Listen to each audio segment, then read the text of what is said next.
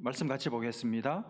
마태복음 26장 36절부터 46절까지 말씀입니다. 신약성경 47면쯤에 있습니다. 마태복음 26장 36절부터 46절까지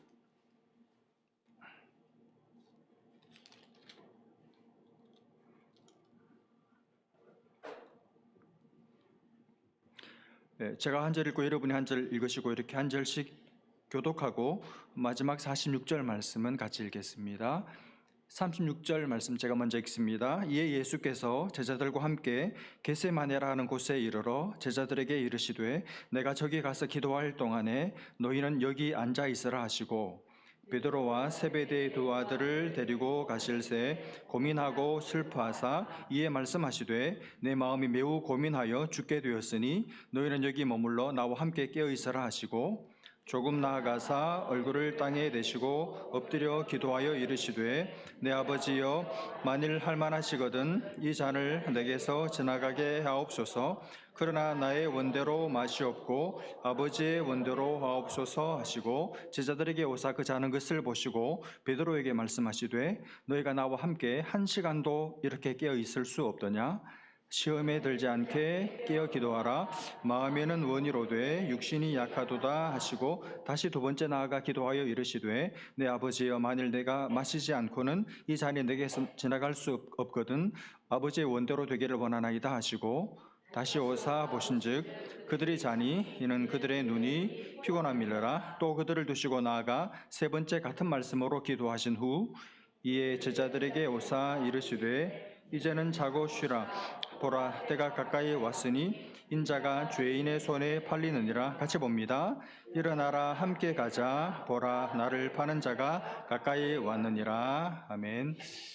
예수님은 제자들과 함께 마지막 최후의 만찬을 하시고 나서 이제 고난받고 십자가를 지시기 직전에 그야말로 마지막 밤 늦은 시간에 겟세마네 동산, 예수님께서 땅을 사시는 동안에 늘 즐겨 찾아서 하나님과 독대를 나누었던, 기도하셨던 그곳을 생애 마지막으로 가셔서 이제 그곳에서 피땀 어린 기도를 드리시게 됩니다. 그런데 기도하러 가시는, 그리고 기도하시는 예수님의 그 모습, 그 표정이 평소와 너무 다릅니다. 37절 말씀을 보시면 베드로와 세베대 두 아들을 데리고 가실새 고민하고 슬퍼하사. 예수님은 지금 고민하고 계시고 그리고 마음속에 슬픔이 가득합니다. 심지어 여러분 어른이고 스승이라면 아무리 자기 속이 지금 불편하고 슬픔이 가득해도 내색하지 않잖아요. 그게 어른 아닙니까?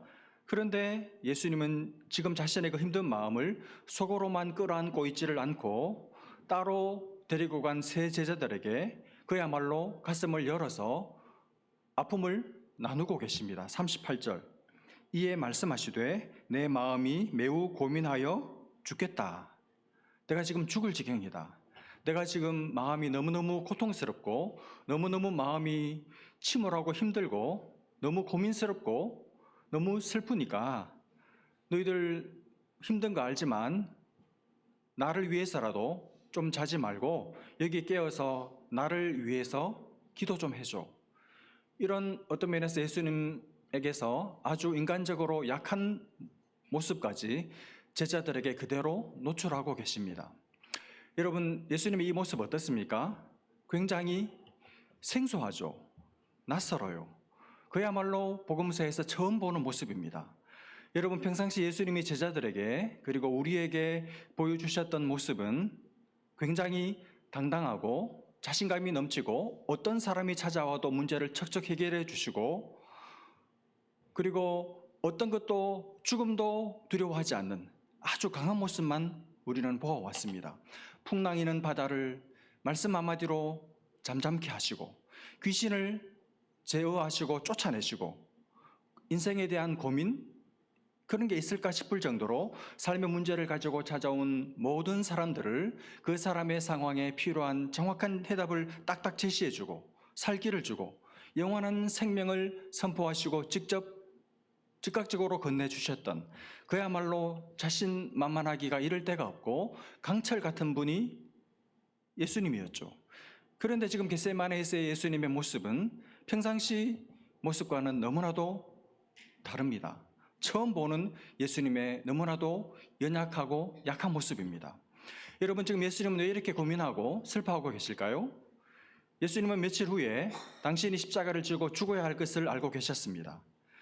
우리가 잘 아는 것처럼 십자가형은 그 당시에 죄인들을 다루는 가장 고통스러운 형벌 중에 대표적인 것이었습니다.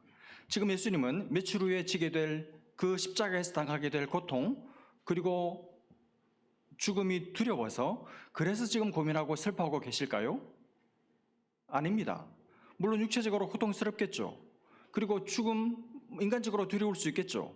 그러나 그것 때문에 예수님은 지금 고민하거나 슬퍼하고 계신 것이 아닙니다. 그러면 왜 예수님은 이렇게 마음이 약해지셨고 고민하고 계셨고 슬퍼하고 계셨고 죽겠다라고 말할 정도로 마치 다 죽어가는 사람처럼 지금 비루해지고 계신 것일까요? 그 이유는 예수님께서 직접 하신 기도 속에 그 해답의 단서가 담겨져 있습니다. 39절에 조금 나아가사 얼굴을 땅에 대시고 엎드려 기도하여 이르시되, 기도의 내용입니다. 내 아버지여, 만일 할만하시거든, 그 다음 뭐죠? 이 잔을 내게서 지나가게 하옵소서. 이 잔이 핵심입니다. 여기 예수님의 고민의 슬픔의 이유를 알 수 있는 답이 들어있어요. 여러분, 예수님이 말씀하시는 이 잔이 뭘까요? 지금 예수님 바로 앞에 어떤 잔을 두고 계십니까? 물리적인 잔을 말씀하시는 게 아니죠. 예수님은 지금 겟세마네 동산에 계시면서도 구약 성경의 한 두 구절을 마음속에 떠올리고 계십니다. 이 잔은 구약 성경의 그 뿌리를 두고 있는 표현입니다. 예수님은 지금 구약 성경의 두 구절을 떠올리고 계십니다. 첫 번째 구절이 뭔가 하면 이사야 51장 17절 말씀인데, 여호와의 손에서 그 다음 뭐죠? 그의 분노의 잔을 마신 예루살렘이여. 이게 잔이라는 말이 나오고 있죠. 하나님의 분노의 잔입니다. 또 한 구절이 더 있습니다. 예레미야 25장 15절. 이스라엘의 하나님 여호와께서 이같이 내게 이르시되, 너는 내 손에서 이 진노의 술잔을 받아가지고, 이 진노의 술잔. 예수님은 지금 이 두 구절을 떠올리고 계신 거예요. 지금 예수님이 말씀하시는, 기도 속에서 말씀하시는 이 잔, 하나님의 분노의 잔, 하나님의 진노의 술잔, 이 잔을 마셔야 하기 때문에, 그것 때문에 예수님은 지금 괴로워하고 계시고 고민하고 계시고 깊은 슬픔 중에 계신 겁니다. 여러분, 왜 예수님께서 하나님의 진노가 담긴 술잔을, 그 포도주 잔을 마셔야 할까요? 여러분, 인생들이 지은 그리고 앞으로 짓게 될 모든 죄가 그 잔 속에 다 담겨져 있습니다. 그리고 그 잔 속에는 인생들의 죄를 참아 볼 수 없는, 그래서 반드시 그 죄를 심판하시는 하나님의 분노가, 하나님의 진노가 액체가 되어서 그 속에 다 들어가 있는 거예요. 그러면 여러분, 원래 그 잔은, 하나님의 진노의 포도주 잔은 누가 들고 마셔야 됩니까? 죄를 지은 죄인들이 마셔야 되죠. 죄를 지은 당사자들이 마셔야 됩니다. 죄 지은 인생들이 그 잔을 마시고 그 잔의 독에 취해서 심판받아 죽어야 했습니다. 그런데 하나님께서 그 인생들의 죄에 상응하는, 죄에 마땅한 진노의 잔을, 인생들이 마셔야 될 그 하나님의 진노의 잔을 인생들에게 마시라고 떠넘기지를 않고 그 잔을 아들 예수에게 네가 이 사람들을 대신해서 마시라고 하시는 거예요. 아들 예수가 말하자면 이 죄인들의 자리에 서서 죄인들의 대표가 되어서, 아니, 아들 예수가 죄가 없으신, 죄를 모르시는, 죄를 단 한 번도 지은 적이 없는 그 아들 의인이신 예수께서 직접 죄인이 되어서 죄인의 자리에 서서 죄인이 마셔야 할 하나님의 진노의 잔을 네가 다 마시라는 것입니다. 여러분, 이 상황을 한번 생각해 보십시오. 죄를 지은 적이 없어요. 죄가 뭔지 사실은 체득한 적이 없습니다. 죄를 전혀 모릅니다. 죄를 한 번도 지어본 적이 없는 분께서 자신이 직접 죄인이 되어서 죄인이 마셔야 될 잔을 대신 마신다? 여러분, 할 수 있겠습니까? 얼마나 억울해요. 이 말도 되지 않는 그야말로 불이라면 이게 불이 아닙니까? 여러분, 사람들 중에도 평생을 욕 한 번 안 해본 사람이 혹시 있을 수 있겠죠. 천연 기념물. 너무 사람이 깨끗하고 순수하고 너무너무 마음이 정결해가지고 평생 나는 이거 한 번도 해본 적이 없다. 여기 뭔지 모른다. 여기 뭐예요? 이런 사람한테 탁 붙들고 이걸 몰라? 그러면서 따라해봐. 뭐 이렇게 막 이렇게 할 때 그 소리를 듣고 평생 한번 해본 적도 없고 들어본 적도 없는 욕을 직접 현장에서 들으면서 그걸 내가 하라고 했을 때 얼마나 당황스럽고 여러분 할 수 있겠습니까? 못하죠. 여러분 이야기 아닙니까? 그렇죠, 여러분. 그런데 지금 예수님은 그 정도가 아닙니다. 죄를 전혀 모르시는 분이 온 인류가 지은 모든 죄를 그야말로 다 뒤집어 쓰고 자신이 그야말로 죄덩어리가 되어서 죄인들이 마시게 될 하나님의 진노의 잔을 마시고 죽으라고 하니 그걸 어떻게 감당해요? 여러분 거기다가 죄인은 하나님 앞에 못 섭니다. 죄인은 하나님 앞에 나서지를 못합니다. 예수님 지금 더 이상 아들이 아닙니다. 하나님의 사랑받는 아들이 아닙니다. 죄인입니다. 죄인은 하나님의 버림을 받습니다. 그렇게 가깝고 그렇게 친밀하게 교제하던 아버지와 떨어져서 아버지와 긴 시간은 아니지만 그래도 아버지의 버림을 받아야 한다고 생각하니 너무 고민이 되고 슬픈 것이죠. 그래서 고민하고 슬퍼하시는 거예요. 여러분 하나님은 어떤 분이십니까? 하나님은 매일같이 진노하시는 분입니다. 무엇에 대해서? 죄에 대해서 매일 진노하시는 분이세요. 누구에게? 죄인을 향해서 매일같이 분노를 터뜨리시는 분이 의로우신 재판장이신 하나님이십니다. 하나님은 사랑의 하나님이실 뿐만 아니라 죄인을 향해서 죄를 용납할 수 있는 한 자리에 같이 거할 수도 없는 진노하시는, 죄를 미워하시는 의로운 분이십니다. 그 하나님 지금 아들을 향해서, 아니 죄인들의 대표를 향해서 분노를 쏟아내려 하고 계십니다. 그 앞에서 우리 주님 무서워 떨고 계시고 두려워하고 계시고 그리고 고민하고 계시고 슬퍼하고 계십니다. 여러분 예수님 지금 고민하고 계신다 그랬죠. 고민한다는 말이 무슨 말입니까? 내가 어떻게 할지를 결정했으면, 결단이 섰으면 고민하지 않죠. 고민하고 있다는 말이 무슨 말입니까? 결정이 아직 안 섰다는 뜻입니다. 그렇죠. 이 십자가를 내가 칠까 말까, 이 하나님의 진노의 포도주잔을 내가 마실까 말까, 아직 결정하지 못했다는 뜻입니다. 아직 결정하지 못했다. 그 말을 다르게 말하면 예수님은 이 십자가를, 이 진노의 잔을 피할 수도 있었다는 말입니다. 그렇죠. 결정하기에 따라서 예수님 피할 수 있었습니다. 예수님 십자가를 피할 수 있었어요. 예수님 이 진노의 잔을 안 마실 수도 있었습니다. 하나님, 저 이 십자가 못 지겠습니다. 저 죄인 아니잖아요. 죄를 모르는, 죄를 한 번도 지어본 적이 없는 내가 왜 이 수많은 사람들 죄를 내 온몸에 다 뒤집어 쓰고 내가 왜 대신 죽어야 됩니까? 저 아버지와 떨어지기 싫어요. 단 한순간이라도 아버지와 떨어지기 싫어요. 저 사람들의 죄 담당할 수 없습니다. 그러고 탁 버티고 고민 끝에 이 결론을 내리고 그래서 예수님이 십자가를 안 지기로 결정하면 끝입니다. 그만입니다. 안 줘도 돼요. 성부 하나님, 아무리 아들이 이 십자가를 지기를 바라셔도 아들이 순종하지 않으면 어떻게 하지 못합니다. 그런데 예수님은 고민하셨습니다. 칠까 말까, 마실까 말까 고민하셨어요. 여러분 왜 고민하셨을까요? 그까짓 안 지면 그만인데, 내 죄가 아닌데, 피하면 그만인데. 근데 왜 고민하셨을까요? 죄인들을 사랑하셨거든요. 아버지가 죄인들을 너무너무 사랑하셨다는 것을, 사랑하고 계신다는 것을 알고 계시거든요.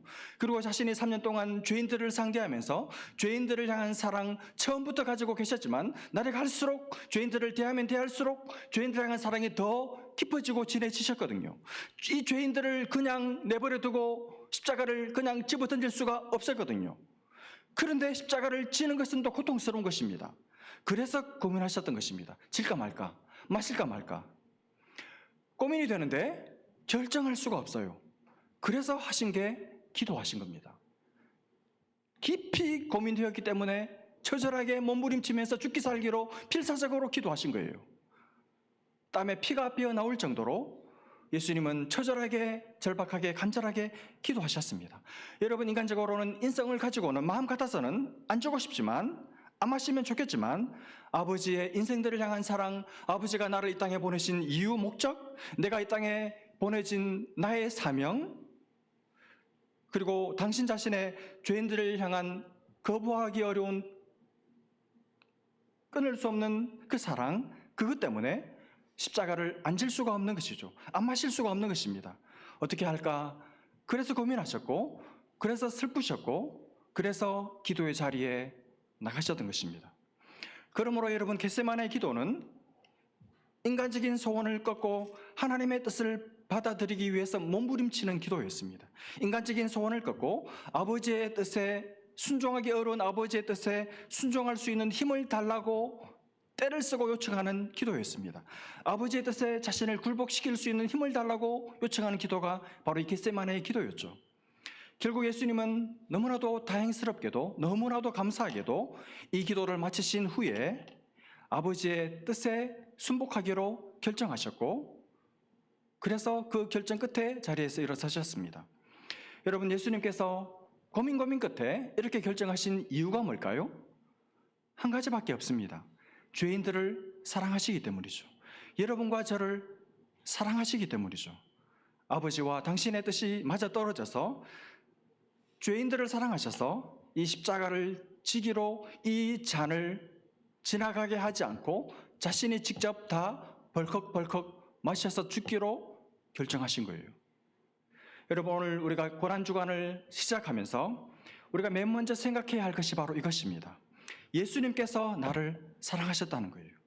하나님께서 나를 사랑하셨고, 뿐만 아니라 아들 예수께서 나를 사랑하셔서 나 대신 하나님의 진노의 잔을 대신 마셔주기로 결정하셨고, 그래서 내가 받아야 할 하나님의 진노의 잔을 나는 마시지 않아도 되게 되었다는 것, 그만큼 나를 사랑하셨다는 이 사실을 우리 모두가 먼저 기억해야 할 것입니다. 왜 나를 사랑하셨을까요? 모릅니다. 아무리 생각해봐도 모릅니다.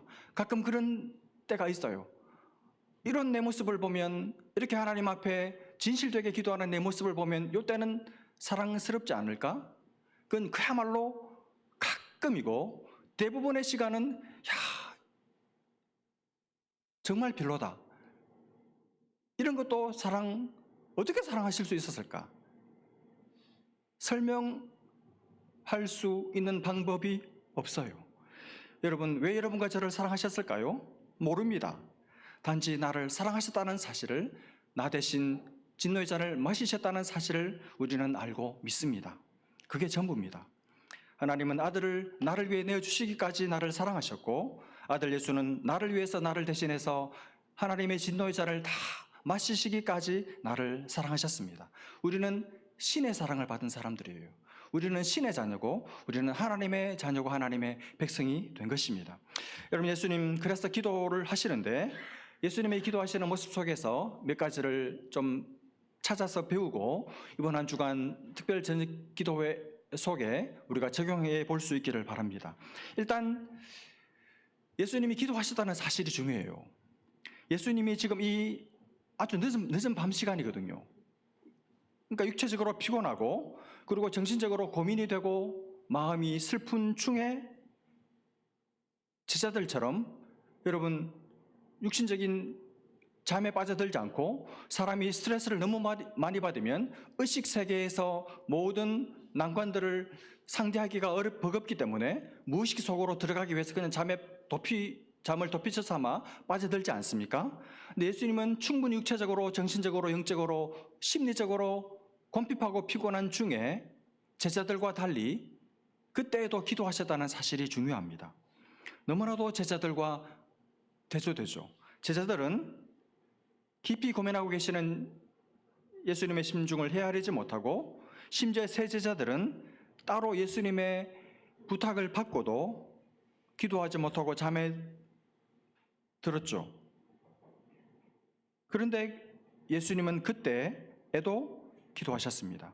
우리가 이것을 배웁니다.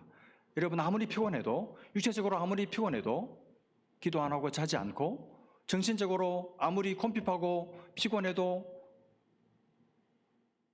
기도할 수 있어야 한다는 것을 먼저 배울 수 있죠. 또 하나, 여러분 예수님에게서 배울 수 있는 것은 예수님도 기도를 부탁하셨다는 사실입니다. 예수님도 기도를 부탁하셨다는 사실입니다. 다시 말하면 예수님도 다른 사람의 기도의 도움을 필요로 했다는 사실입니다.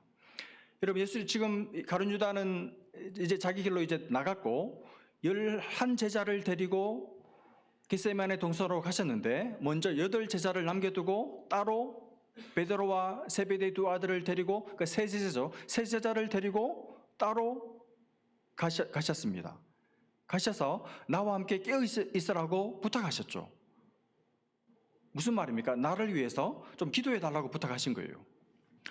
여러분 솔직히 이 제자들이 예수님을 위해서 기도한다고 해서 뭐 도움이 되면 얼마나 되겠습니까?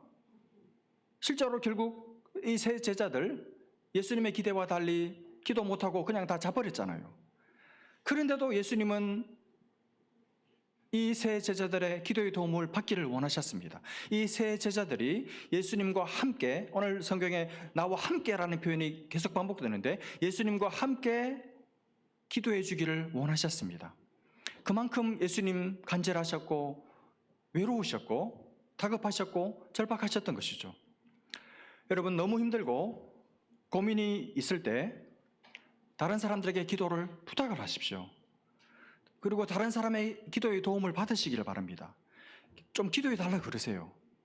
여러분 제가 똑같이 교우들을 위해서 기도하지만 어떤 분들을 위해서 기도할 때는 달라요. 왜 다를까요? 제게 기도를 부탁했기 때문에 달라요. 부탁을 했기 때문에 더 잘 알잖아요. 기도 제목을 알고 기도를 부탁할 때 그 표정, 그 간절함, 그 절박함, 그 사모함, 이게 그대로 마음에 전달이 되어서 기도하기 때문에 당연히 다르죠.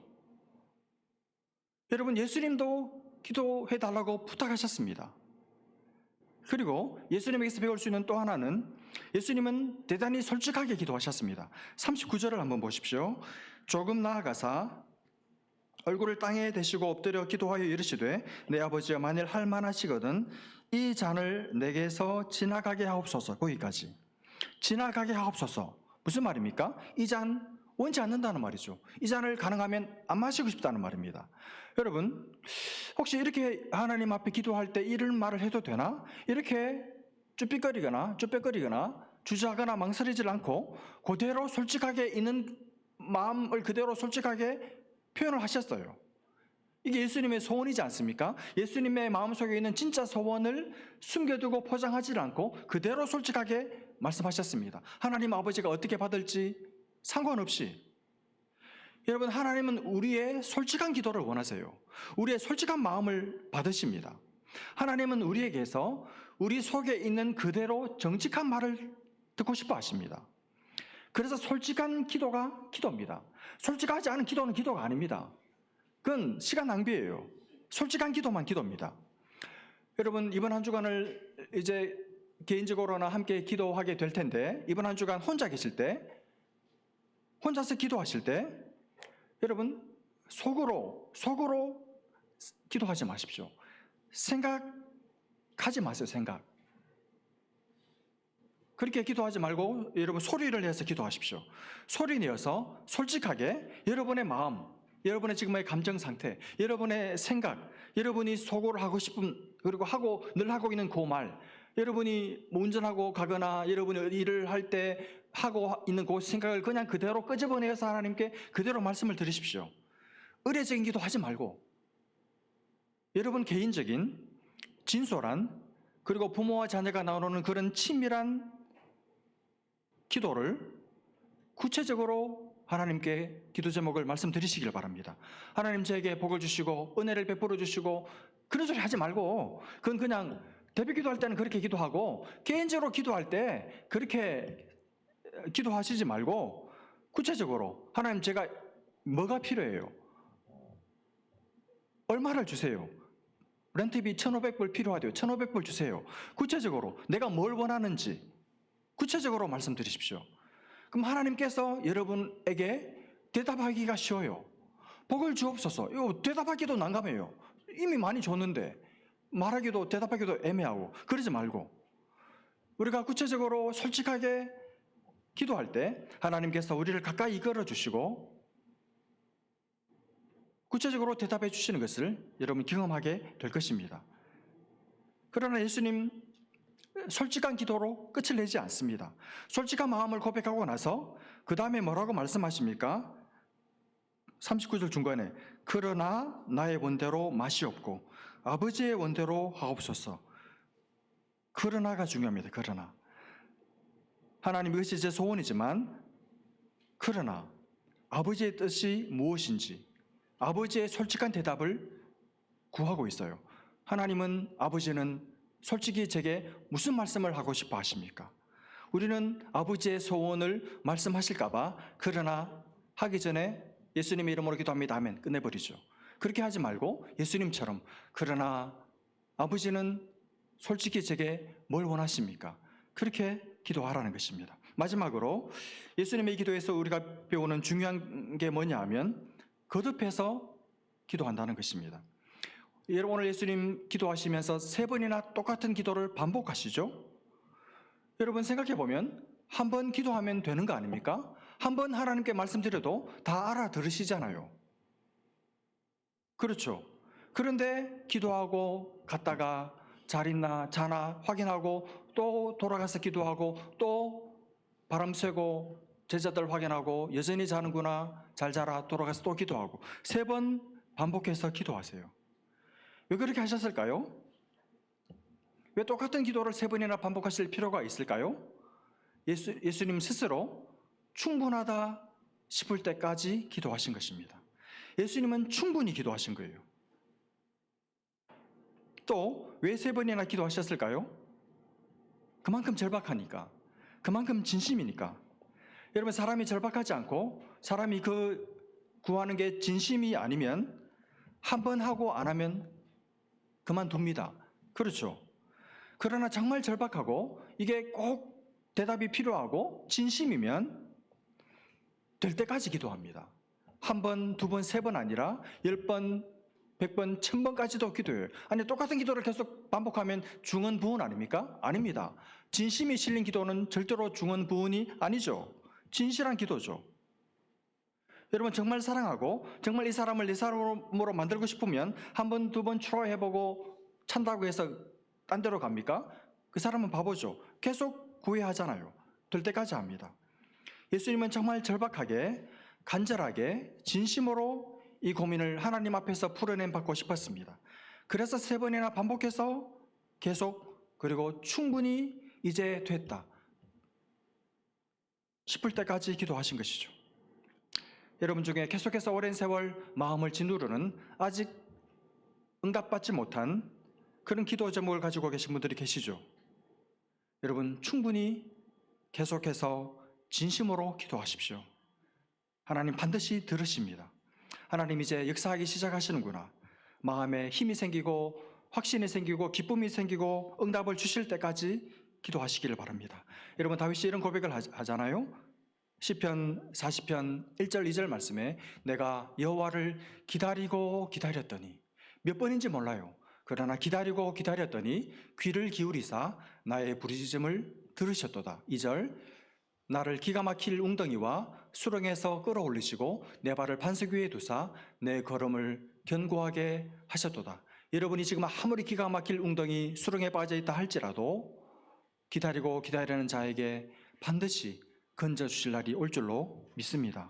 말씀 마무리하면서 여러분 예수님이 이렇게 처절하게 기도하시는데 제자들을 보십시오. 제자들은 슬픔을 이기지 못하고 육신의 피곤을 이기지 못하고 다 잠에 빠져들고 말았습니다. 그런데 생각해보면 여러분 이 밤이 오늘 겟세마네 이 밤이 예수님과 보내는 생의 마지막 밤이었어요. 생의 마지막 밤 예수님은 자기들에게 기도를 부탁하셨습니다. 그런데 자기들은 이 밤이 마지막인 줄도 모르고 잤습니다. 나중에 그날 밤이 마지막이었다는 것을 나중에 알고 나서 얼마나 후회가 됐을까요? 얼마나 죄송했을까요? 육신적인 피곤, 정신적인 피곤을 이기지 못해서 우리가 예수님을 도와드리지 못했구나. 예수님은 나와 함께 하자, 함께를 강조하셨는데 우리는 함께 하지 못하고 홀로 외로이 그 처절한 싸움을 혼자 싸우게 내버려 두었구나. 얼마나 죄송스럽고 얼마나 후회가 됐을까요? 여러분, 오늘 우리는 어떻습니까? 우리는 예수님을 도와드리고 있습니까? 함께 하자 말씀하실 때 함께 하고 있습니까? 예수님 우리를 향해 1시간 동안도 깨어 있을 수 없더냐 물으시는데 여러분, 지난 한 주간 깨어 사셨습니까? 1시간이라도 깨어서 예수님을 위해서, 복음을 위해서, 잃어버린 영혼들을 위해서 이 영적으로 그야말로 너무너무 무기력한 이 샌프란시스코 땅과 교회들을 위해서 예수님처럼 절박하게 기도하고 계십니까? 그저 살기 좋은 경치 좋은 이곳에서 내 집 마련했기 때문에 편안하게 살다 죽으리라. 그게 세상 재미에 빠져서 영적인 잠을 자고 있는 거잖아요. 깨어있지 못하고 영혼의 잠을 계속 자고 있는데도 잠자고 있으니까 지금 영혼의 상태가, 내 영혼의 상태가 어떤지도 모른 채 그냥 세월을 보내고 계시지 않습니까? 여러분, 이번 주간, 이 고난 주간에 잠에서 깨어나는 은혜가 있기를 바랍니다. 우리 시대를 영적인 눈으로, 이 땅을 영적인 눈으로 보는 해안이 열리기를 간절히 소원합니다. 그래서 깨어서 기도하는 교회, 깨어서 기도하는 성도들이 되었으면 좋겠습니다. 내 잠든 영혼을 깨워달라고, 우리 자녀들이 깨어있는 주님의 자녀들로 자라갈 수 있게 해달라고, 그리고 주님의 뜻을 분별할 수 있게 해달라고, 사명을 이룰 수 있게 해달라고. 예수님은 지금 이 십자가라는 사명을 이루기 위해서 이렇게 몸부림치셨는데 오늘 우리 시대의 교회들, 오늘 우리 시대의 성도들은 정말 사명을 위해서 기도하고 울부짖고 삶을 살아가고 있습니까? 여러분의 사명이 뭐예요? 교회 직분만을 말하는 게 아닙니다. 교회 섬기는 것은 쉽습니다. 제일 쉬운 게 교회 섬기는 거예요. 여러분이, 하나님이 여러분을 개인적으로 부르신 여러분의 콜링, 여러분의 직장의 자리, 여러분의 세상에서 삶, 거기서 사명을 완수하고 사명을 이루고 계십니까?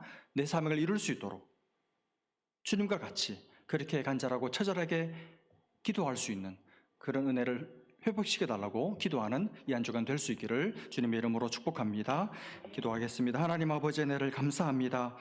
이 아침에 겟세마네 기도를 생각해 볼 수 있게 하신 것 감사하고, 사명을 위하여, 십자가를 위하여 하나님 자신을 꺾고 하나님의 뜻을 받아들일 힘을 구하신 주님, 우리도 우리의 사명을 완수하기 위하여 하나님의 도우심, 하나님의 힘을 구하는 기도 드릴 수 있도록 도와주셔서 이 한 주간, 고난 주간 하루하루를 보낼 동안에 영혼의 잠에서 깨어나게 하시고, 그래서 무엇을 위해서 어떻게 기도할지를 다시 한번 몸으로 밝혀내는 복된 교우들 다 되게 하여 주옵소서. 믿고 감사하며 예수님의 이름으로 기도합니다.